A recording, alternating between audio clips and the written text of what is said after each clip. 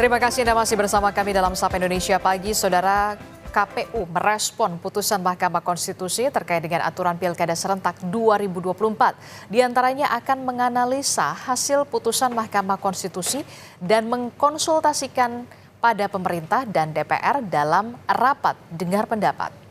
KPU akan mengambil 4 sikap atas putusan Mahkamah Konstitusi terkait dengan aturan Pilkada serentak.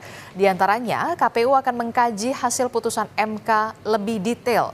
Seluruh sikap KPU ini nantinya akan diputuskan sebelum pendaftaran calon kepala daerah pada tanggal 27 hingga 29 Agustus mendatang. Kami akan mengkaji lebih detail lagi salinan putusan Mahkamah Konstitusi tersebut, lebih komprehensif lagi untuk memahami secara utuh persyaratan calon kepala daerah yang konstitusional pasca putusan Mahkamah Konstitusi. Yang kedua, kami akan melakukan konsultasi dengan DPR dan pemerintah dalam rapat dengar pendapat terkait dengan putusan Mahkamah Konstitusi tersebut, dan segera kami akan bersurat resmi ke Komisi 2 atau DPR.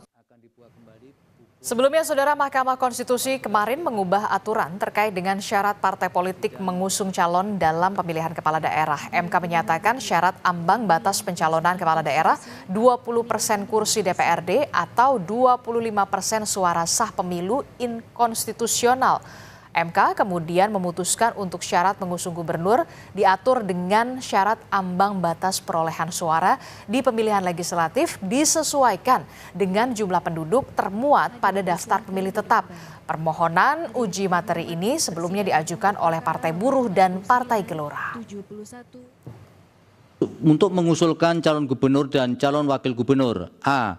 Provinsi dengan jumlah penduduk yang termuat pada daftar pemilih tetap sampai dengan 2 juta jiwa, partai politik atau gabungan partai politik peserta pemilu harus memperoleh suara sah paling sedikit 10% di provinsi tersebut.